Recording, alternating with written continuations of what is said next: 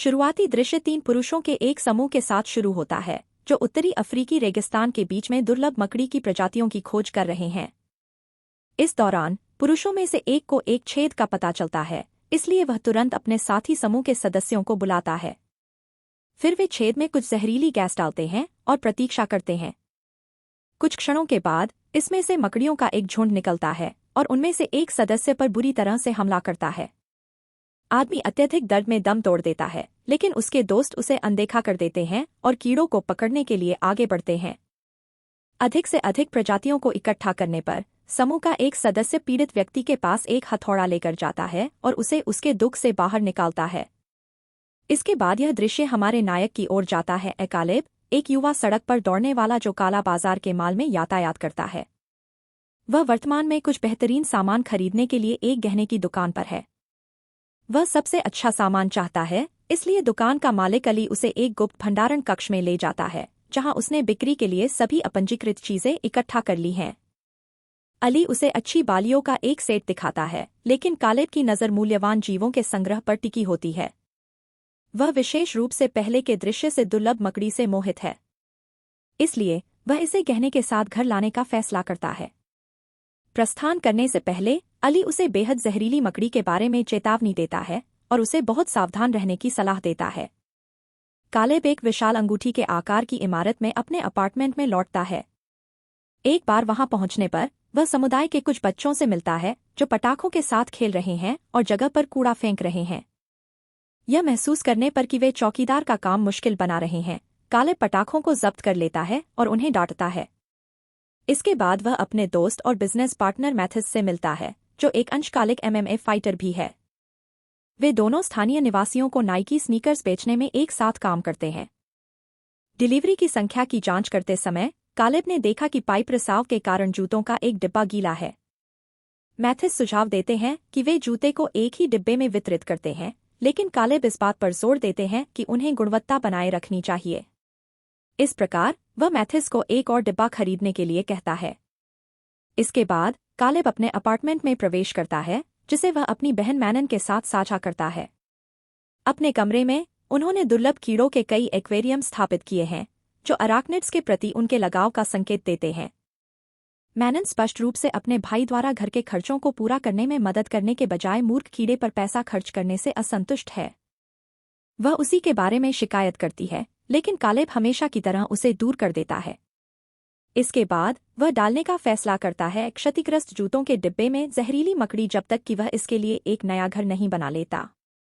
उस रात बाद में कालेब क्लाउडिया नाम की एक महिला द्वारा दी गई एक छोटी सी जन्मदिन की पार्टी में भाग लेने जाता है। पता चलता है कि उसने अपनी मां के निधन के बाद उसकी और मैनन की देखभाल की है, यही कारण है कि वे उसके बहुत आभारी हैं।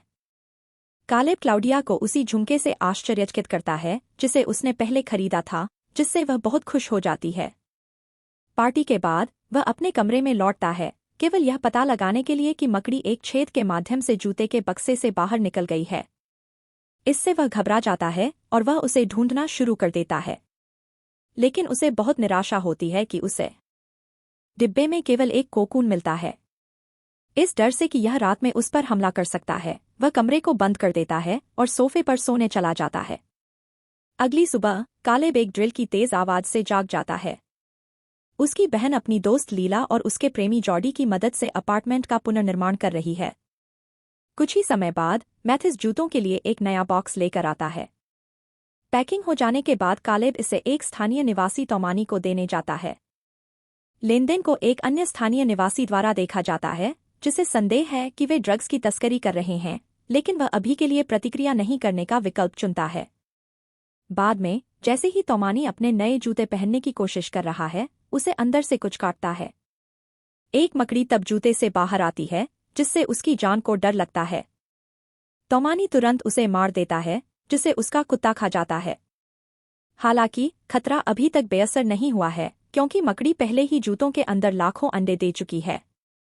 वे सभी अंदर से निकलते हैं और तोमानी पर हिंसक हमला करते हैं।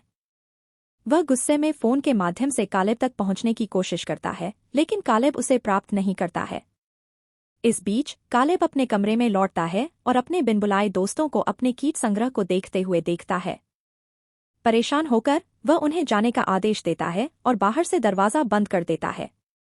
वह मकड़ी को बाहर निकलने से रोकने के लिए दरवाजे के नीचे एक चिथड़ा भी रखता है। वह बहुत कम जानता है कि मकड़ी ने पहले ही प्रजनन करके तबाही मचाना शुरू कर दिया है। इस समय तक तोमानी को दर्दनाक दर्द में दम घुटते हुए देखा जाता है, जिसके परिणामस्वरूप उसकी मृत्यु हो जाती है। इसके बाद अपार्टमेंट में पड़ोसियों को तोमानी के कुत्ते की लगातार भौंकने की आवाज सुनाई देती है। फिर वे उसके कमरे के बाहर इकट्ठा होते हैं और दरवाजा खटखटाते हैं। जब तोमानी जवाब नहीं देता है तो वे दरवाजा खोलने के लिए मजबूर करते हैं। केवल फर्श पर पड़े उसके निर्जीव और खून से लथपथ शरीर द्वारा उसका स्वागत किया जाता है। इसके तुरंत बाद पुलिस घटनास्थल पर पहुंच जाती है। कुछ समय तक जगह की जांच करने पर वे शव को एक प्लास्टिक बैग में लपेटते हैं और उसे पोस्टमार्टम के लिए ले जाते हैं। इसके बाद निवासी तोमानी के कुत्ते को ले जाते हैं और स्थिति को समझने के लिए कालेब के कमरे में इकट्ठा हो जाते हैं। इस दौरान पहले का स्थानीय निवासी कालेब को दोष देने की कोशिश करता है, यह दावा करते हुए कि वह पहले तोमानी को ड्रग्स बेचता था। हालांकि जॉर्डी का कहना है कि शरीर पर सिरिंज के कोई निशान नहीं है, इसलिए यह निश्चित रूप से ड्रग ओवरडोज का मामला नहीं है। दूसरी ओर चौकीदार तहखाने की सफाई कर रहा होता है जब वह देखता है कि सभी वायु द्वार मकड़ियों और उनके जाल से ढके हुए हैं। वह उन्हें पोंछने के लिए बग स्प्रे का उपयोग करती है, लेकिन यह केवल उन्हें वेंटिलेशन सिस्टम में गहराई तक जाने के लिए मजबूर करता है। कुछ समय बाद जब वेंट कवर नीचे गिर जाता है तो लीला बाथरूम का उपयोग करने जाती है। वह इसे वापस रखने की कोशिश करती है, लेकिन गलती से गिर जाती है। उठने के दौरान लीला ने एक तौलिया को धीरे धीरे चलते हुए देखा। जैसे ही वह उसे उठाने के लिए आगे बढ़ती है, एक मकड़ी अचानक उस पर कूद जाती है, जिससे उसका दिल डर जाता है। इसके बाद वह तुरंत उसे शॉवर में बंद कर देती है और मदद के लिए अपने प्रेमी को बुलाती है। जॉर्डी शुरू में मकड़ी को एक गिलास में पकड़ने का फैसला करता है, लेकिन यह देखने के बाद कि यह कितना बड़ा है, वह उसे मारने का विकल्प चुनता है। वह मकड़ी को तौलिए से ढक देता है और उस पर बार बार डंडा मारता है। यह सोचकर कि यह मर चुका है, वह तौलिया उठा लेता है, लेकिन उसके आतंक के लिए मकड़ी ने कई छोटे में दोहराया है। फिर दोनों जल्दी से बाथरूम को बाहर से बंद कर देते हैं और भाग जाते हैं। इसके बाद हर कोई कालेब की ओर मुड़ता है और सच्चाई की मांग करता है। उनका मानना है कि वह सारी अराजकता के लिए जिम्मेदार है। बिना किसी विकल्प के वह अंत में स्वीकार करता है कि उसने एक छोटी मकड़ी खरीदी जो उसके डिब्बे से बच गई, केवल कोकून को पीछे छोड़ दिया। जॉर्डी तब डिब्बे का निरीक्षण करने के लिए आगे बढ़ता है, लेकिन जैसे ही वह इसे खोलता है, उसे तुरंत इसे बंद करना पड़ता है। पता चलता है कि बॉक्स अब मकड़ियों से भरा हुआ है। इस बीच चौकीदार तहखाने को साफ करना जारी रखता है जब वह छत पर मकड़ी के जाल का एक गुच्छा देखता है। परेशान होकर वह छत पर एक द्वार खोलती है, केवल कई मकड़ियों को अपना जाल बनाते हुए पाती है। उनके पास होने वाले खतरे से अनजान महिला एक साथ 2 जहर के डिब्बे छिड़कती है और यह देखने के लिए चढ़ती है कि क्या हुआ। हालांकि लचीली मकड़ियां अभी भी जीवित हैं और वे तुरंत उस पर हमला कर मार डालती हैं।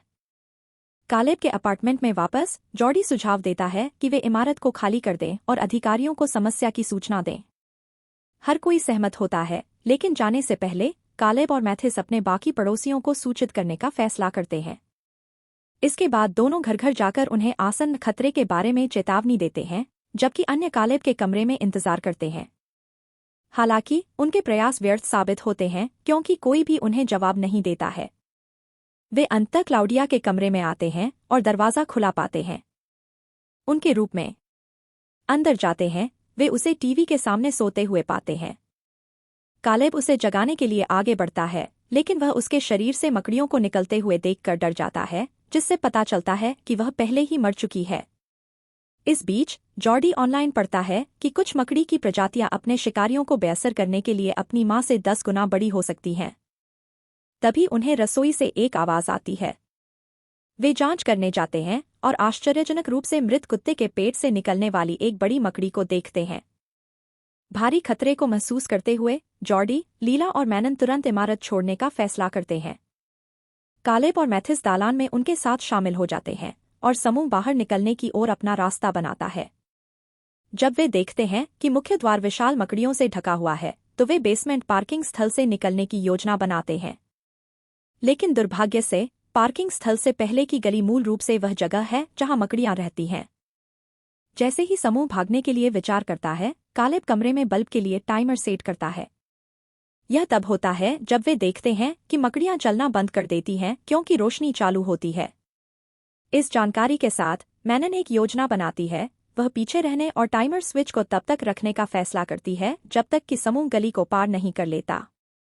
कालेब अपनी बहन को पीछे छोड़ने में हिचकिचाता है, लेकिन वह उसे आश्वासन देती है कि वह उन्हें पकड़ लेगी। इसके बाद मैनन स्विच पकड़ता है, जबकि अन्य अपने हुड पहनते हैं और सावधानीपूर्वक मकड़ियों और उनके मोटे जाल के माध्यम से अपना रास्ता बनाते हैं। एक बार जब वे दूसरी तरफ पहुंच जाते हैं, तो मैनन टाइमर को सबसे लंबी सेटिंग में सेट करता है और अपने समूह की ओर भागता है। लेकिन जैसे जैसे वह गली के अंत के करीब जाती है, रोशनी बाहर चली जाती है, जिससे वह रुक जाती है। मकड़ियां धीरे धीरे उसे घेर लेती हैं और ऐसा लगता है कि वह अपनी मृत्यु का सामना करने जा रही है। हालांकि कालेब समय पर पहुंचता है और उसे अपनी ओर खींचता है। हालांकि वे सुरक्षित रूप से गली को पार करने में कामयाब हो जाते हैं, लेकिन वे बाहर निकलने में असमर्थ होते हैं क्योंकि दूसरी तरफ की पुलिस ने दरवाजा बंद कर दिया होता है। जब समूह इसे तोड़ने की कोशिश करता है, तो पुलिस धुआं बम छोड़ती है, जिससे उन्हें फिर से दूसरी तरफ पीछे हटने के लिए मजबूर होना पड़ता है। सीढ़ियों पर पहुंचने पर उन्हें एहसास होता है कि जॉर्डी गायब है। कालेब जल्दी से उसे बचाने के लिए गली का दरवाजा खोलता है, लेकिन बहुत देर हो चुकी होती है। जॉर्डी को एक जाल में लपेट लिया जाता है और दर्जनों मकड़ियों ने उसे डस लिया होता है। इसके बाद समूह के बाकी सदस्य एक कमरे में छिप जाते हैं और अपने दोस्त के निधन पर शोक व्यक्त करते हैं। कुछ समय बाद मैथिस को छत पर जाने का विचार आता है ताकि उन्हें कुछ मदद मिल सके। पड़ोस से समूह के सदस्य आश्चर्य करते हैं कि क्या वे मकड़ियों से लड़ने में सक्षम होंगे, जिस पर मैथिस कुछ पटाखों की ओर इशारा करते हुए कहते हैं कि वे अपना बचाव कर सकते हैं। इसके बाद वे पटाखों, लपटों और टॉर्च की रोशनी की मदद से मकड़ियों को दूर करते हुए सीढ़ियों पर चढ़ना शुरू कर देते हैं। जब उनकी आपूर्ति समाप्त हो जाती है, तो कालेब एक मोलोटोव कॉकटेल पकड़ता है और उसे मकड़ियों की ओर फेंक देता है। इससे उन्हें ऊपर की मंजिल से बचने के लिए कुछ समय मिलता है और वे किसी तरह खुद को ऊपर की मंजिल के कमरे में बंद करने का प्रबंधन करते हैं। कुछ ही समय बाद पुलिस कमरे में घुस जाती है और उन्हें हिरासत में लेने के लिए आगे बढ़ती है।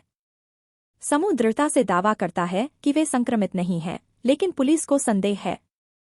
नतीजतन दोनों पक्षों के बीच शारीरिक झगड़ा हो जाता है। पुलिस अंततः उन सभी के हाथों को बांधने से पहले उन्हें नीचे गिराने में कामयाब हो जाती है। बाद में जब वे होश में आते हैं, तो वे खुद को पार्किंग में पाते हैं, जहां पुलिस उन मकड़ियों के शवों को इकट्ठा कर रही होती है जिन्हें जहर से मार दिया गया था। इस बीच कालेब ने देखा कि मैथिस को पहले से ही एक मकड़ी ने काट लिया है और संक्रमण धीरे धीरे बदतर होता जा रहा है। यह जानते हुए कि उसके पास ज्यादा समय नहीं बचा है, मैथिस खुद को बलिदान करने और एक व्याकुलता पैदा करने का एक बहादुर निर्णय लेता है ताकि उसके दोस्त बच सकें।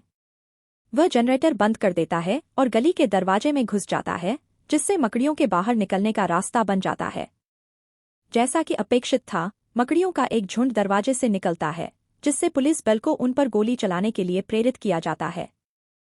यह व्याकुलता समूह के सदस्यों को खुद को प्रतिबंधों से मुक्त करने और लीला की कार की ओर भागने की अनुमति देती है।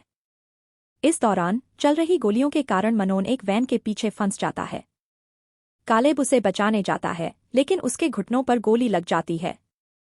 लेकिन इस झटके के बावजूद वह घाव को कपड़े के टुकड़े से लपेटता है और अपनी बहन के साथ कार की ओर भागता है।